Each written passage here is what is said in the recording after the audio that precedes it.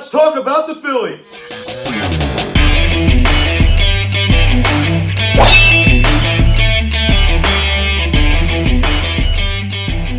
Yo, what is going on, everybody? Welcome to the Phillies Outset Videocast. Today we're going to be talking about some Phillies topics, of course, with the signing of JT Muto today. Now, guys, before we get into this video, please subscribe if you have not yet. Please turn on the notification bell. Please like this video, comment on this video, share this video, and let's get into this. Now, today I am joined by a very, very special guest, Jack Fritz from 94 WIP and the High Hopes podcast. Jack, welcome on. It's a pleasure. Thanks, man. I really appreciate it. Excited to be here. Big day, obviously, with JT back in the fold. Yes, sir. Yes, sir. I want to talk a little bit about that to start. The solo video coming tomorrow about me talking about it. 5 years, $115 million. You saw the report came out this morning with John Heyman saying that the deal was close. When did you see this kind of on the horizon after the Mets maybe signed James McCann? When did you see this starting to come into a head? Well, after the Mets were out, I thought that was a massive win for the Phillies. Yeah. And then really, I mean, when the Blue Jays were out after the spring signing, there's really nowhere else for him to go. The whole Braves thing I thought was BS. So I thought that was just agent driven, and it turned out that it probably was. So yeah, I honestly I thought for the longest time he was going to go to the Mets. And then when they just opted to go for James McCann, I was like, great. Which I didn't understand why. Yeah. Right. So JT's coming back, and it was great that the Nationals didn't get involved. I was kind of worried they would as well. Oh, same, dude. Rizzo's sneaky, dude. You see what the Brad Hand did. Even with Patrick Corbin 2 years ago, you just met with him. They weren't even rumored to be in, and then bam, he signed him. Even with Brad Hand, bam, they just signed him. Did you even hear the Nationals even connected to Brad Hand? It's insane, Right. He's a sneaky guy. Right. Yeah. Well, and with JT, there was really no other team that needed him as much as the Phillies did. So, I think exactly. It was a good signing for both sides. Yeah, exactly. Do you think that, now that we have JT back here for 5 years, do you think that, I think it's going to be interesting to see how, things play out, but do you think that, it's justified trading away Cisco Sanchez, Jorge Alfaro, and Will Stewart for 7 years of JT Muto? Man, it's tough because Sixto looks like such a superstar. He does, But it really hurts watching him pitch. But it does, it really is. Yeah, it's still JT. He's still the best catcher in baseball, and I'm not too worried about him aging poorly. I think that's a little bit overblown. Yeah. I think he's super athletic. I think he still has fresh legs. Exactly. So I'm not too worried about him really aging poorly. He might not catch the age 35 season, but everything up until that point, I think JT is going to be the catcher. So it was one of those rare win-win trades for both teams. Exactly. And I think at that point, maybe you think about a universal DH possibility. And I think you brought this up in your podcast before. At that time, you just mentioned it, that, you kind of alluded to it, that he could be, potentially, possibly playing at first base, his final year of his deal, put Hoskins at DH or something like that. That always is a possibility. Because, you get older like that, it's really hard on the catcher's knees. But, once again, I'm really glad to have JT back on this team. I mean, he's a huge asset, especially with that trade that, we made 2 years ago to acquire him from the Miami Marlins. I mean, you gotta keep this guy. And I think in September, as I said, Jack and I were just talking about it, how Matt Klentak went on. He's like, we're content with this 2 years of control. And I thought it was over at that point. And thank God it wasn't. Thank God we got him back. And moving on here, I just want to talk about the Phillies bullpen for a little bit. The really only significant, acquisition this offseason has really, really, really bolstered the bullpen. Let's see Archie Bradley pick up. They went out and got Jose Alvarado, San Conrad from the San Francisco Giants, some minor acquisitions. But the huge acquisition was Archie Bradley, signing with the Phillies on a 1-year deal, previously played with the Arizona Diamondbacks, Cincinnati Reds. Jack, how well do you think, Archie Bradley is going to perform, in the Phillies bullpen? Do you see him in a setup role or a closing role, even though he does have some closing experience? It's tough. When they asked him at the opening Zoom, it didn't really seem like he had a defined role, and I think that's fine at this point. I actually don't. I like Hector Neris. I don't think he's unbelievable. I do too. I think he does the job on most nights, and I kind of like the idea of having Archie kind of be like the guy who comes in and gets strikeouts in the 7th and 8th inning, and kind of puts out fires in a sense. So I don't know. All I know is that the Phillies bullpen got much better with Archie Bradley. I know I know he had a little bit of velo decrease last year. He went from like 97 to 94, but his fastball still has a serious giddy up on it. Yeah, and, it does. Yeah. I've always loved It's his insane. curveball. So it was a massive signing, and hopefully it's not the last signing of the bullpen. Yeah, exactly. Yeah, and I think this is going to open up my next question, which is, do you think the Phillies are done? Because once again, you saw last offseason went out and signed Zach Wheeler, big starter, key starter in that rotation. It seemed like didn't seem like they were done. They were done after that. Do you see them being done again here? I mean, they made some minor acquisitions today. You saw that they signed Ivan No to a minor league deal, but. Do you see them, being done with this bullpen, Jack, or do you see them, possibly? I mean, we hope that they will continue to add, some pieces here, but do you see them being done? I don't. I think a guy like Dave Green would make a lot of sense. They'll probably sign like one more $4 or $5 million guy, and then they'll start filling out the rest of the bullpen with the $2 million guys. The guys that the bottom end of the bargain bin. I don't think it's gonna be as bad as last year when they signed like Liriano and Bud Norris and all those guys. And Drew Stone. I would look to maybe even sign like I would bring back David Robertson if you can get him for like $1 million or $2 million. Yeah, exactly. Yeah, I agree. Yeah. Yeah.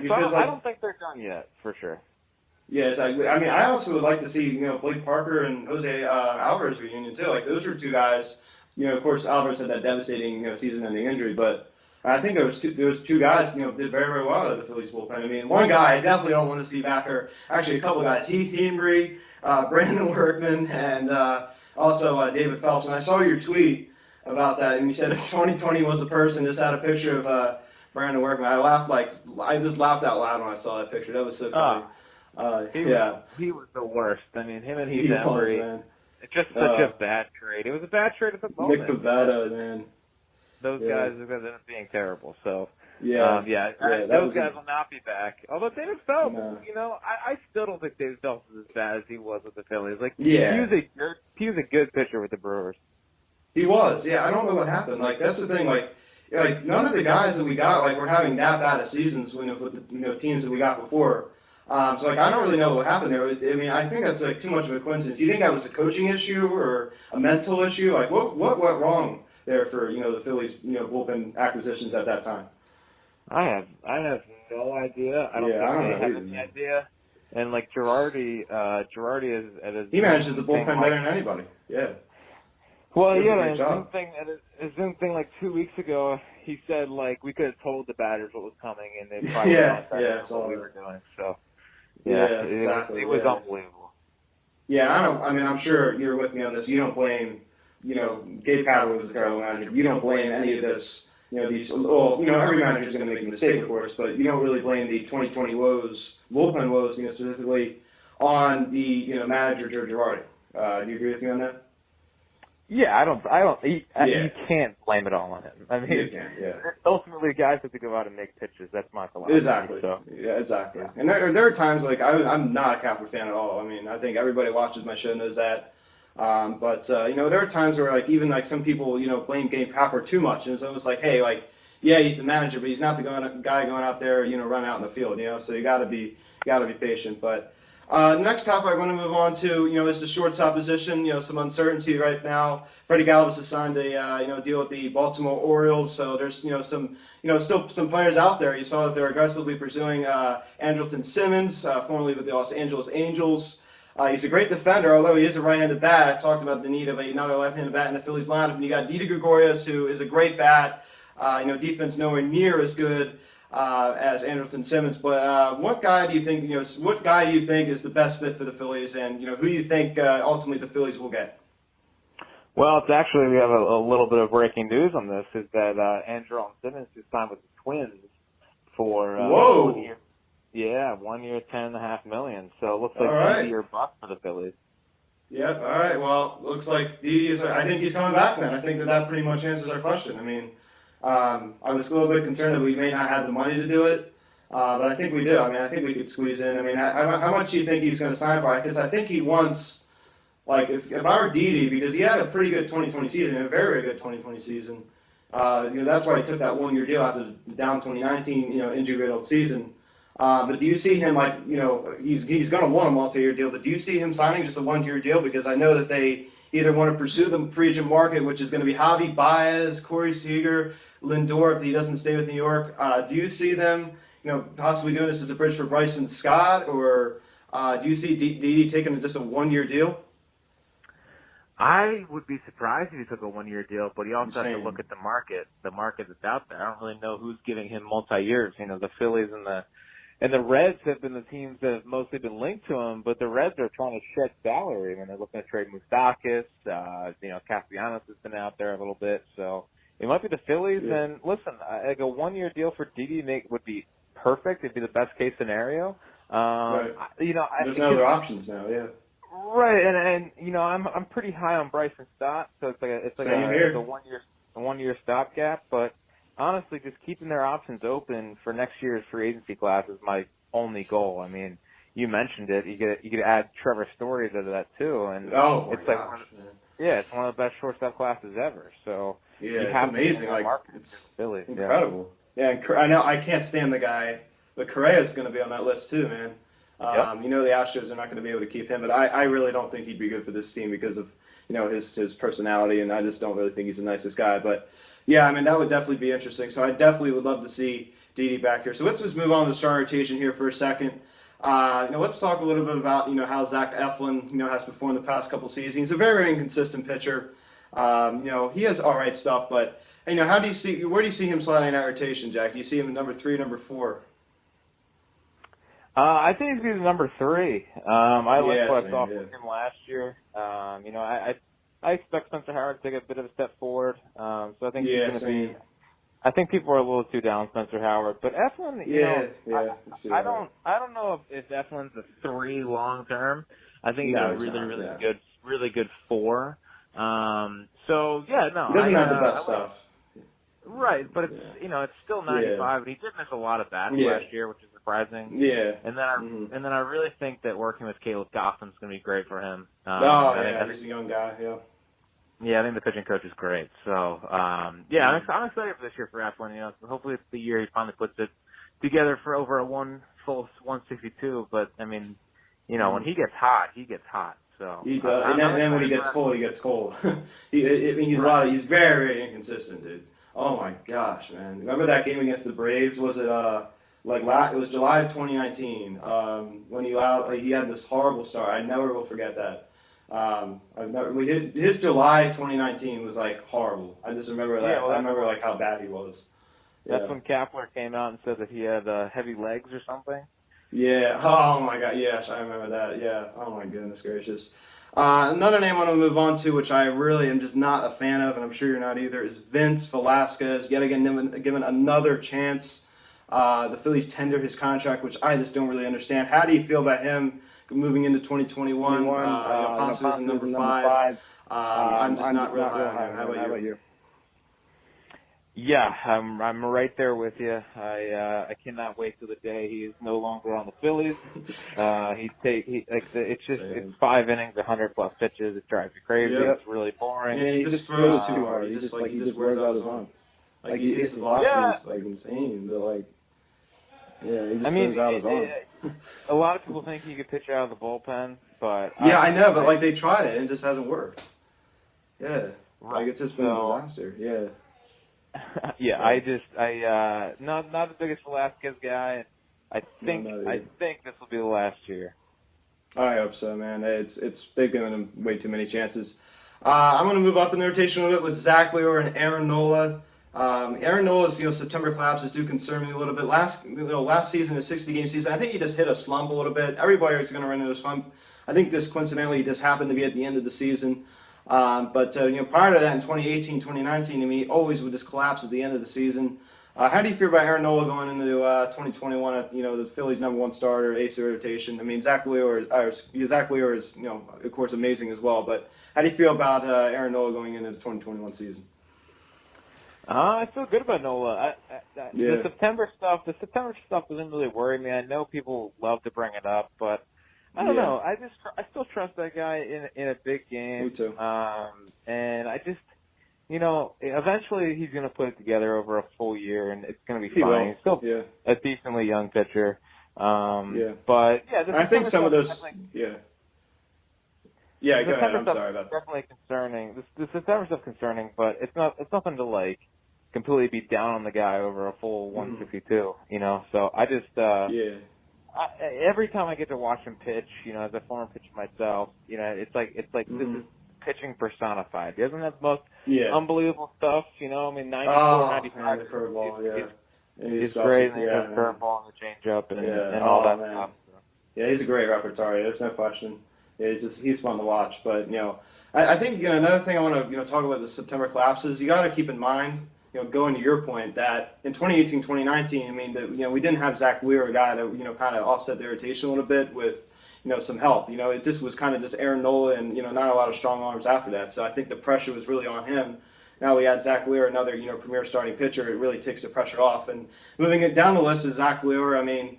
Has past TJ. I mean, he could still throw that fastball at a really really high velo. How do you feel about Zach Wheeler? I mean, heading into this 2021 season. I mean, I think it's just the 1-2 punch with the two horses at the top. I mean, it's just really just truly incredible. Yeah, I'm always worried about Wheeler from the standpoint of like he has some of the best stuff in the sport, but he doesn't generate many swings and misses. So I kept Yeah, I waiting feel that. Yeah, for he does allow a lot of solid contact. I do see that. right. Yeah. So I'm waiting for the like it all to come apart. Yeah. But Yeah. Yeah. I feel that. I can't. I just him being a 100-mile-an-hour thrower that's like a ground ball pitcher. I think is ridiculous. So I would be curious to see how he does over a full season. Mm-hmm. I don't know if Same he'll be here. able to do what he did last year. Just because it's a I lot think. again, a lot of contact, a lot of balls in play. Mm-hmm. But yeah, He's definitely he's not a traditional. strikeout pitcher. Yeah. Yeah, but he was kind of like that with the Mets. So hopefully we can get back to that a little Yeah. bit. Yeah. Yeah. But other than I that, agree. yeah, if he's your two with the one, it's a great 1-2 punch. But I am a little concerned about the not missing bats thing. Yeah, exactly. 'Cause that could definitely turn ugly. And we're going to turn our attention to center field here with Adam Hazley, Roman Quinn out there. Do you see them platooning them heading into this year? Do you see Adam Hazley getting the nod? His health problems do really concern me. I mean, he's not the greatest defender in the world. So how do you feel about Adam Hazley and the Roman Quinn situation? Who do you see? Do you see a platoon or do you see just a one guy starting that position? I kind of think it's going to be. I feel like they're going to go outside the organization. It felt like Girardi likes Roman Quinn a lot. I don't think the front office he does. Roman There's Quinn no a lot. question. It's And then Girardi seemed to not like Hazley a lot. No, he barely even played him. Yeah, but health problems though. He had a lot of weird injuries and stuff. He's going through. Their playing time of Hazley felt weird. So yeah, I it don't know, did. I still think they're going to go after like a Jackie Bradley Jr. But I don't know if they can afford him if they acquire a shortstop piece. That's going to be tough. Yeah. I mean, me either. But he makes a lot of sense given his background with Dombrowski and all of that. Right. And I do still think there might be a trade for Benintendi in the works if possible. You're talking about lefty. They don't have any lefty bats. Yeah. Anything lefty bats on the lineup, so maybe he could just.